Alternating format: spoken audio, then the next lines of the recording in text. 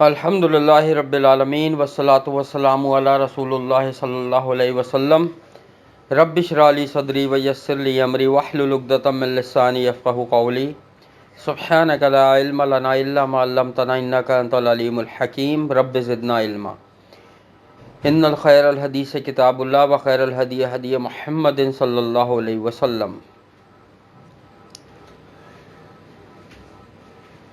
ہم جو آج پڑھیں گے وہ پڑھیں گے کہ قیامت والا معاملہ کیسا ہوگا، کس کس طرح کے لوگ ہوں گے، کون اچھے اس میں ہوگا، کون برے حال میں ہوگا۔ ٹھیک ہے، اس کی تھوڑی تفصیل پڑھیں گے، بہت زیادہ نہیں، کیونکہ اس کی بہت زیادہ تفصیل میں سورہ انعام میں بھی پڑھا چکا ہوں، اور سورہ نمل میں ہم نے کل یہ پڑھا تھا آیت نمبر 82 تک۔ کل ہم نے پڑھا تھا کہ زمین سے جو جانور نکلے گا اور قیامت کی نشانیوں کے بارے میں۔ ٹھیک ہے، وہ کلام کرے گا لوگوں سے، یہ اللہ کی ایک نشانی ہے، اس کی پوری تفصیل ہم نے پڑھ لی تھی۔ تو آگے چلتے ہیں انشاءاللہ۔ اعوذ باللہ السمیع العلیم من الشیطان الرجیم من ہمزہ ونفخہ ونفثہ۔ وَيَوْمَ نَحْشُرُ مِن كُلِّ أُمَّةٍ فَوْجًا مِّمَّن يُكَذِّبُ بِآيَاتِنَا فَهُمْ يُوزَعُونَ۔ اب اللہ فرما رہے ہیں، اور جس دن ہم اکٹھا کریں گے ہر امت میں سے ایک گروہ ان لوگوں میں سے جو جھٹلاتے تھے ہماری آیتوں کو، پھر وہ روکے اور یکجا کیے جائیں گے۔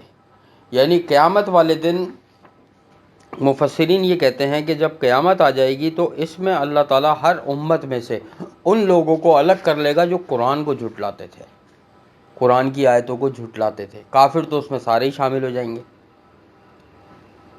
ٹھیک ہے، مسلمانوں میں سے بھی وہ جو نام کے مسلمان ہیں جو قرآن کی آیتوں کو مانتے ہی نہیں ہیں، ٹھیک ہے، وہ بھی اس میں پھر شامل ہو جائیں گے،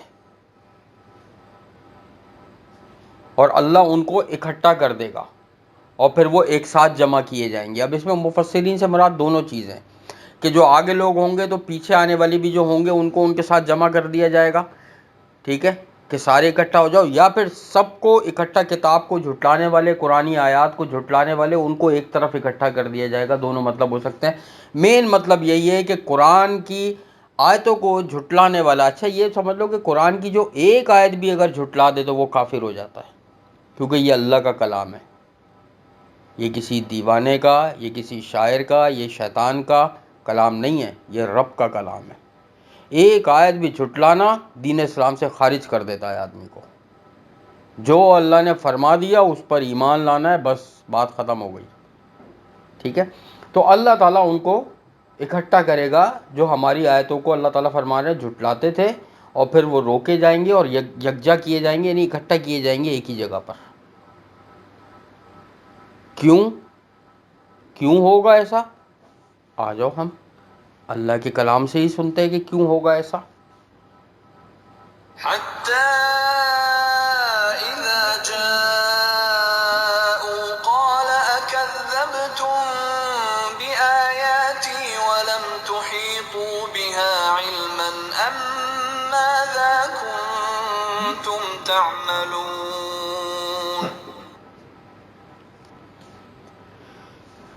پھر اللہ تعالیٰ فرمائے گا، یہاں تک کہ جب وہ محشر میں آ جائیں گے تو کہے گا اللہ، کیا تم نے جھٹلایا تھا میری آیتوں کو جبکہ نہیں تم نے احاطہ کیا تھا ان کا علم سے؟ اللہ تعالیٰ ان سے پوچھے گا کہ تم نے میری آیتوں کو کیوں جھٹلایا؟ جو تمہیں علم تھا کیا اس کے ذریعے معلومات نہیں کری، آگے پیچھے چھان بین نہیں کری، یہ سوچا نہیں کہ اللہ نے دنیا میں کس مقصد کے لیے بھیجا ہے اور کیا چیز حق ہے؟ اور پھر اللہ تعالیٰ فرمائے گا کہ کیا تم عمل کرتے رہے پوری زندگی، تم نے کیا عمل کیے پوری زندگی؟ دیکھ لو، اصل عمل وہی ہے جو قرآن ہے، قرآن کا جو پیغام ہے، کہ اللہ تعالیٰ پوچھے، اور یہ پوچھنا ایسے نہیں ہوگا پیار محبت سے پوچھنے والا، یہ ایسا پوچھنا ہوگا کہ ان کے دل پھٹ رہے ہوں گے اللہ کا غضب دیکھ کر، تمہیں پتہ اللہ کتنا غضبناک ہوگا قیامت والے دن، کہ لوگ انبیاؤں کے پاس جائیں گے، جب کھڑے کھڑے تھک جائیں گے، حساب کتاب ہی شروع نہیں ہوگا، تو لوگ تھک جائیں گے، لوگ کہیں گے، دعا کریں گے کہ یا اللہ تو ہمیں جہنم میں ڈال دے مگر حساب شروع کر۔ وہ گرمی برداشت نہیں کر پائیں گے وہاں کی، لوگ انبیاؤں کے پاس جائیں گے، لیکن خاموشی ہوگی اللہ کی طرف سے، لوگ انبیاؤں کے پاس جائیں گے، نبی تک اللہ سے بات کرنے کے لیے حضرت موسیٰ علیہ السلام کے پاس جائیں گے، حضرت موسیٰ علیہ السلام منع کر دیں گے، میں آج بات نہیں کر سکتا اللہ سے، میں نے دنیا میں ایک قتل مجھ سے ہو گیا تھا، یاد ہے وہ جو قتل ہو گیا تھا، موسیٰ علیہ السلام نے گھونسا مارا تھا، وہ بندہ مر گیا تھا، تو موسیٰ علیہ السلام فرمائیں گے کہ مجھ سے ایک شخص دنیا میں قتل ہو گیا تھا، مجھے تو یہ خوف ہے اللہ مجھ سے اس کا سوال نہ کر لے، آج میں اللہ سے کلام نہیں کر سکتا۔ حضرت ابراہیم علیہ السلام کے پاس جائیں گے، نوح علیہ السلام، ہر ایک کے پاس جائیں گے، ہر نبی یہ کہے گا کہ آج ہم نے اللہ کو جس غضب کے حال میں دیکھا ہے ایسا ہم نے کبھی نہیں پایا، ہم آج اللہ سے کلام نہیں کر سکتے۔ جاؤ محمد صلی اللہ علیہ وآلہ وسلم کے پاس جاؤ، پھر لوگ ان کے پاس آئیں گے، وہ بھی ڈائریکٹ بات نہیں کریں گے، وہ بھی حدیث میں آتا ہے کہ نبی صلی اللہ علیہ وسلم فرمائیں گے کہ میں سجدے میں گر جاؤں گا، اور وہ سجدہ بہت طویل ہوگا، بہت طویل ہوگا، پتہ نہیں کتنے مہینوں کا، سالوں کا، کتنا طویل ہوگا یہ ہمیں نہیں پتہ، بہت طویل ہوگا۔ پھر اللہ تعالیٰ، نبی صلی اللہ علیہ وسلم فرمایا کہ اللہ تعالیٰ مجھے اپنی تعریف کے ایسے کلمات سکھائے گا کہ جو آج تک اللہ تعالیٰ نے نہیں اتارے یا کسی نے نہیں سنے، ان تعریف کے کلمات کے ساتھ میں اللہ کی تعریف بیان کروں گا۔ پھر اللہ تعالیٰ فرمائے گا نبی صلی اللہ علیہ وسلم اپنا سر اٹھائیے، کھڑے ہوئے اور سفارش کیجئے اور لوگوں کا حساب کتاب شروع کیا جائے، یعنی سفارش کریں آپ، اللہ حساب کتاب شروع کر رہا ہے، اب آپ ان کی سفارش کر سکتے ہیں۔ یاد رکھو یہاں سفارش سے مطلب کیا، من ذا الذی یشفع عنده الا باذنہ، یہ آیت الکرسی میں ہم پڑھتے ہیں کہ اللہ کی اجازت کے بغیر کوئی سفارش نہیں کر سکتا، تو سفارش اس کے حق میں اللہ قبول کرے گا جس کے حق میں اللہ چاہتا ہوگا کہ یہ جنت میں جائے۔ اگر اللہ کسی کے بارے میں فیصلہ کر لے کہ یہ جہنم میں جائے گا تو کسی نبی، ایک تو کوئی نبی سفارش کرے گا ہی نہیں، دوسرا کسی نبی کی سفارش بھی کام نہیں آئے گی۔ محمد صلی اللہ علیہ وسلم اپنی بیٹی سے کہہ رہے ہیں فاطمہ یاد رکھنا محمد کی بیٹی ہے، نہیں بخشی جائے گی، اپنے اعمال صحیح کر لو، اس سے بڑی اور کوئی بات ہے؟ سب سے بڑی مثال ہمارے سامنے موجود ہے۔ پھر کون سا ایسا پیر، فقیر، ولی، امام، بزرگ ہے جو انسانوں کو بچا سکے قیامت والے دن؟ کوئی بھی نہیں۔ اللہ جس کے بارے میں سوچ لے جنت میں ڈالنا ہے اس کو کوئی جہنم میں نہیں لے جا سکتا، اللہ جس کو سوچ لے جہنم میں ڈالنا ہے اس کو کوئی سفارش کر کے جنت میں نہیں لے جا سکتا، بس یہ ذہن میں رکھو۔ کل مختار اللہ کے پاس ہے، پورا اللہ غالب ہے اپنے کاموں پر۔ تو اللہ فرمائیں گے تم نے کیوں نہیں قرآن کی طرف آئے، آیتوں کو جھٹلایا، کیا عمل پوری زندگی کرتے رہے، حساب دو آج کھڑے ہوئے مجھے؟ لوگ کچھ نہیں بول پائیں گے۔ آگے چلتے ہیں، کیا اللہ تعالیٰ فرما رہے ہیں؟ وَوَقَعَ الْقَوْلُ عَلَيْهِمْ بِمَا ظَلَمُوا فَهُمْ لَا يَنطِقُونَ۔ اور واقع ہو جائے گا عذاب، یعنی قول، اللہ کا جو قول ہے وہ واقع ہو جائے گا، ثابت ہو جائے گا ان پر، اس وجہ سے جو انہوں نے ظلم کیا، پھر وہ نہیں بول سکیں گے۔ کوئی جواب تو ہوگا نہیں ان لوگوں کے پاس جنہوں نے قرآن کو جھٹلایا، تو وہ خاموش ہی رہیں گے۔ بلکہ ایک چیز ہے جو ہمیں قرآن سے پتہ لگتی ہے کہ وہ کہیں گے آپس میں ایک دوسرے سے، کیا؟ عَمَّ يَتَسَاءَلُونَ میں آخری آیت بالکل، یا لیتنی کنت ترابا، کہ وہ اتنا ضرور کہیں گے کہ کاش آج ہم مٹی ہوتے، ہمارا حساب کتاب نہ ہوتا، اتنا کہہ سکیں گے، اللہ کو کوئی جواب نہیں دے پائیں گے، وہ بھی آپس میں کہیں گے یا اپنے دل میں بولیں گے، تو اللہ کا عذاب ان پر ثابت ہو جائے گا۔ کیوں؟ جو انہوں نے ظلم کیا، ظلم کیا؟ شرک کیا، اور ظاہر ہے جو قرآن سے دور ہو جائے گا وہ لازمی شرک میں پڑتا ہے، ذہن میں رکھنا۔ جو شخص بھی قرآن سے دور ہو گیا، لیکن قرآن کا کون سی اس کی، قرآن ہمیں ویسے سمجھنا ہے جیسے نبی صلی اللہ علیہ وسلم صحابہ کرام نے سمجھا، کہ نبی صلی اللہ علیہ وسلم کی احادیثوں سے تفسیر لینی ہے، من مانی تفسیریں نہیں چلیں گی، من مانا ترجمہ نہیں چلے گا۔ جو ترجمہ نبی صلی اللہ علیہ وسلم نے قرآن کا سمجھایا لوگوں کو، ہمیں اسی پہ عمل کرنا ہے، وہ احادیث میں موجود ہے۔ جو اپنی طرف سے ترجمہ کرتا ہے، میں نے اصول تفسیر میں بتا دیا تھا، اپنی طرف سے ترجمہ کرنا، اپنی طرف سے کوئی بات کہنا حرام ہے، یہ بالکل۔ قرآن کی تفسیر قرآن سے، قرآن کی تفسیر احادیث سے، قرآن کی تفسیر صحابہ کرام کے اقوال سے، صحابہ کرام کے عمل سے، اس طریقے سے یہ معاملات ہوتے ہیں، ٹھیک ہے؟ تو وہ کچھ نہیں بول پائیں گے اللہ کے سامنے۔ أَلَمْ يَرَوْا أَنَّا جَعَلْنَا اللَّيْلَ لِيَسْكُنُوا فِيهِ وَالنَّهَارَ مُبْصِرًا إِنَّ فِي ذَلِكَ لَآيَاتٍ لِقَوْمٍ يُؤْمِنُونَ۔ کیا نہیں انہوں نے دیکھا کہ بے شک ہم نے بنایا رات کو تاکہ وہ آرام کریں اس میں، اور بنایا دن کو دکھلانے والا یعنی کہ روشن، بلا شبہ اس میں البتہ نشانیاں ہیں ان لوگوں کے لیے جو ایمان لاتے ہیں۔ اب دیکھو قیامت کا حساب کتاب، تھوڑا سا غور و فکر کرو، قرآن میں قیامت کا لوگوں کا حساب کتاب کرتے کرتے اچانک اللہ تعالیٰ دن اور رات بنانے کی بات کیوں لے آیا؟ کیا کیا جوڑ ہے اس کا اس سے؟ دیکھو یہ قرآن جو ہے نا قیامت تک کے لیے ہدایت ہے، ٹھیک ہے نا؟ سائنس اتنی ترقی حاصل کر چکی ہے، تو کیا ابھی بھی کافر نہیں دیکھتے کہ اللہ تعالیٰ نے دن اور رات بنائی، دن کبھی چھوٹا ہو رہا ہے، رات کبھی چھوٹی ہو رہی ہے، ٹھیک ہے؟ کبھی دیکھا ہوگا مطلب کبھی مغرب سورج جو ہے غروب وہ 5 ساڑھے 5 بجے ہو جاتا ہے، کبھی 7 ساڑھے 7 بجے غروب ہوتا ہے گرمیوں میں۔ یہ کوئی آدمی کر سکتا ہے کیا؟ کوئی سائنس کر سکتی ہے؟ نہیں۔ تو یہ بتانے کا مقصد اللہ کی آیت ہے کہ بھائی یہ چیزیں غور و فکر کیوں نہیں کرتے ان آیتوں سے؟ بھائی ابھی ایک ہندو ہے فرض کرو، نہیں پڑھتا وہ قرآن، لیکن چلتے پھرتے آفس جاتے، کاروبار جاتے، گاڑی میں دیکھ تو رہا ہے وہ کہ ابھی 2 مہینے پہلے سورج 5:30 پہ غروب ہو رہا تھا، ابھی 7:30 پہ ہو رہا ہے۔ 6 مہینے سردی رہتی ہے، 6 مہینے گرمی رہتی ہے، دیکھ تو رہا ہے نا وہ۔ تو وہ کیوں نہیں پوچھتا سائنسدانوں سے کہ یار تم لوگ اس کو چینج کر سکتے ہو کیا؟ پورا سال گرمی رہے، پورا سال سردی رہے۔ اس کو پتہ ہے یہ ایک ایسی ذات ہے جو چلا رہی ہے، لیکن نہیں ایکسیپٹ کرتے۔ اللہ تعالیٰ فرماتے ہیں نا کہ دل سے مانتے ہیں لیکن نہیں ایکسیپٹ کرتے، نہیں لانا چاہتے ایمان، کیونکہ وہ چاہتے ہی نہیں ہیں، ان کے دل ٹیڑھے ہو چکے ہیں، لیکن پتہ ہے ان کو کہ ایک ایسی ہستی ہے، ایک ایسی ذات ہے۔ تو یہ اس لیے یہ آیتوں کا ذکر کیا ہے کہ غور و فکر کرو کہ رات کو اللہ تعالیٰ نے آرام کے لیے بنایا اور دن کو روشن چمکتا ہوا بنایا، اور یہ نشانیاں ہیں ان لوگوں کے لیے جو ایمان لاتے ہیں۔ یاد رکھو یہ نشانیاں ایمان والوں کے لیے ہے۔ ہم اسی سب سے بڑی نشانی تو ہمارے سامنے یہ ہے جو روز آ رہی ہوتی ہے، دن اور رات کا آنا جانا، اور یہ پتہ ہے کب اندازہ ہوگا لوگوں کو؟ ایک دن ایسا آنے والا ہے سورج غروب ہونے کے لیے جا رہا ہوگا، سورج پتہ جب غروب ہوتا ہے تو اللہ کے آگے سجدہ کرتا ہے اور اجازت مانگتا ہے کہ یا اللہ میں غروب ہو جاؤں، اللہ اجازت دیتا ہے تو وہ غروب ہو جاتا ہے۔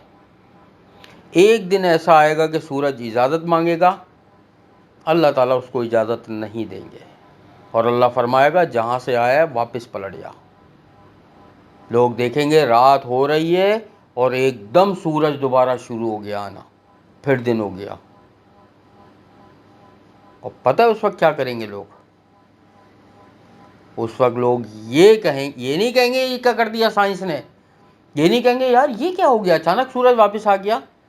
اس وقت لوگ یہ کہیں گے آج وہ دن ہے جس کا ہم نے ایک کتاب میں پڑھا تھا، ہم نے کہیں ذکر سنا تھا کہ وہ دن آنے والا ہے، اور وہ آج کا دن ہے۔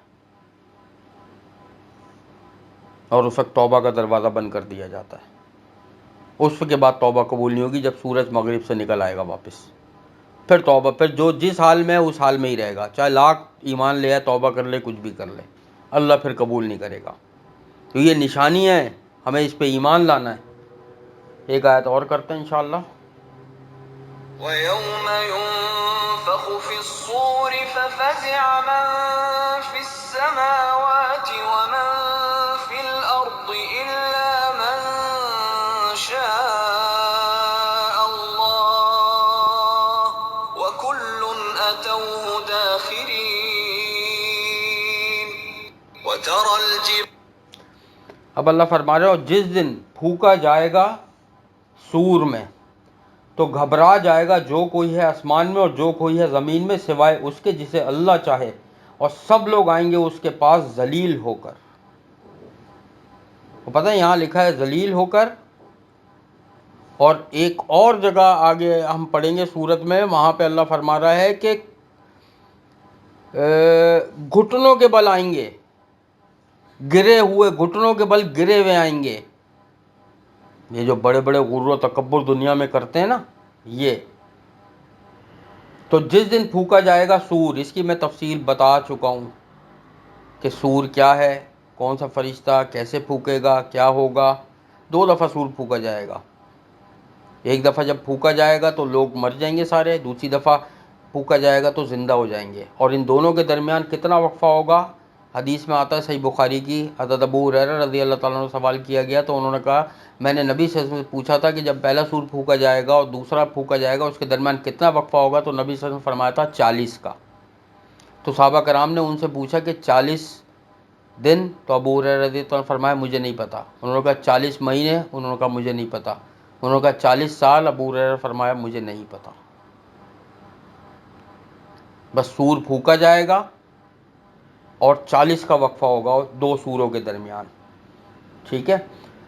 اور اس کے بعد جو کوئی بھی آسمان اور زمین میں ہے تو وہ گھبرا جائے گا سوائے اس کے کہ اللہ جس کو اپنی پناہ میں رکھے۔ اس سے مفسرین نے بہت ساری چیزیں مراد لی ہیں کہ انبیاء بھی ہو سکتے ہیں، جیسے صحیح بخاری کی ایک حدیث ہے کہ نبی صلی اللہ علیہ وسلم نے فرمایا کہ قیامت والے دن سب سے پہلے میں اٹھوں گا، قبر سے نکالا جاؤں گا، اور جب میں اٹھوں گا تو میں دیکھوں گا کہ مجھ سے پہلے حضرت موسیٰ علیہ السلام عرش کا پایا پکڑ کے کھڑے ہوئے۔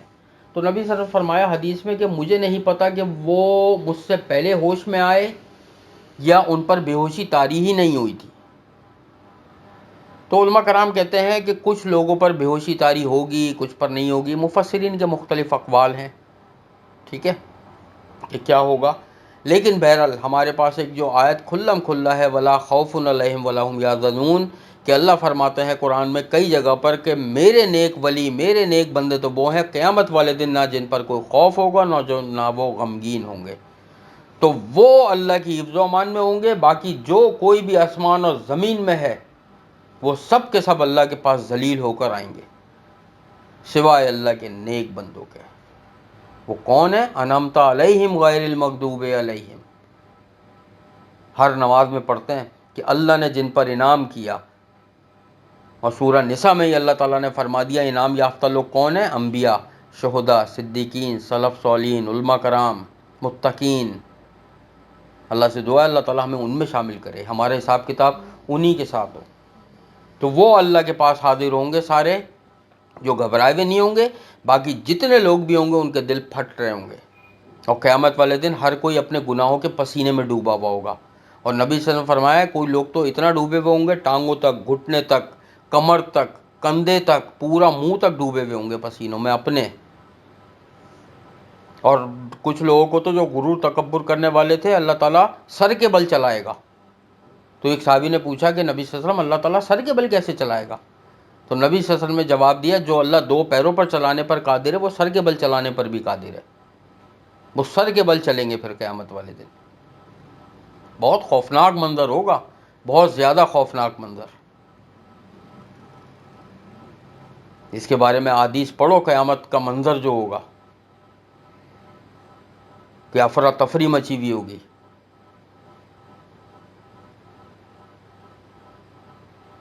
باپ بھائی سے بھاگے گا، بیٹا بیٹی سے بھاگے گا، بہن بھائی سے بھاگے گی، رشتہ دار دوسروں سے بھاگیں گے، والدین اولاد سے بھاگیں گے، اولاد والدین سے بھاگیں گے۔ اور بلکہ یہ تو چھوڑو، یہ تو قیامت والے دن ہوگا جب قیامت آ رہی ہوگی، وہ جو آواز آئے گی نا، جب قیامت آ رہی ہوگی، عورتوں کے گود میں جو دودھ پیتے بچے ہوں گے وہ ان کو پھینک دیں گی، اور پتہ ہے کیا کہیں گی؟ تیرا حساب میں نہیں دوں گی۔ دودھ پیتے بچوں کو پھینک دیں گی، وہ سمجھ جائیں گی آج وہ ہونے والا ہے جو ہونا تھا، ایک وعدہ تھا، ایک کتاب میں ذکر ہے اس کا کہ جو ہونا ہے، اور آج وہ دن ہے۔ پھینک دیں گی بچوں کو اپنے۔ اس وقت کے آنے سے پہلے میں نے کل بھی بتایا تھا کہ نیک اعمال کر لو، اپنے دلوں کو مومنین کے لیے، مسلمانوں کے لیے صاف کر لو، رشتہ داروں کو معاف کر دو، پڑوسیوں کو معاف کر دو، جس نے جو چیز کی ہے معاف کر دو، اللہ سے بدلہ چاہو، اپنی نمازیں صحیح کر لو، توحید پر آ جاؤ۔ بہت آسان تو دین ہے، کتنا مشکل ہے توحید پہ آنا، کتنا مشکل ہے، سوچو، چھوڑنا ہی تو ہے چیز ہے، عقیدہ اللہ صحیح تو لگانا ہے، باقی سب چھوڑ دینا ہے۔ اس کے ساتھ نماز قائم کرو جیسے نبی صلی اللہ علیہ وسلم نے پڑھی، حرام سے بچو، رشتہ داروں سے اچھا سلوک کرو، پڑوسیوں سے جہاں ہو ایمانداری سے کام کرو، بس جو روزمرہ کے معاملات ہیں وہ نبی صلی اللہ علیہ وسلم کی سنت کے مطابق کرتے چلے جاؤ آہستہ آہستہ۔ یہ تو بڑی چیزیں میں نے بتا دی، دین تو بہت آسان ہے۔ یاد رکھو کہ جو دین کو آسان سمجھتا ہے دین اس کے لیے آسان ہو جاتا ہے، اور جو بہت مشکل سمجھتا ہے دین اس کے لیے مشکل ہو جاتا ہے، پھر اس کے لیے عمل کرنا۔ اللہ سے دعا ہے جو کچھ بھی ہم نے پڑھا ہے اللہ تعالیٰ عمل کرنے کی توفیق عطا فرمائے، ہمارا حساب کتاب آخرت میں انبیاء، شہداء، صدیقین اور سلف صالحین کے ساتھ فرما دے، ہم سب کی تمام مشکلات، پریشانیوں اور بیماریوں کو دور فرما دے، اور ہم سب کو بہترین صحت کاملہ عاجلہ عطا فرما دے، اور جس کے جو امتحانات ہو رہے ہیں اللہ تعالیٰ سب کو بہترین کامیابی اور کامرانی عطا فرما دے۔ اللہم انا نسألوک الہدی والتقی والعفاف والغنی، رب انی لما انزلت الی من خیر فقیر، ربنا تقبل منا انک انت السمیع العلیم وتب علینا انک انت التواب الرحیم۔ سبحان اللہ عما یصفون وسلام علی المرسلین والحمد للہ رب العالمین۔ سبحانک اللہم وبحمدک، نشہد ان لا الہ الا انت، نستغفرک ونتوب الیک۔ السلام علیکم ورحمۃ اللہ وبرکاتہ۔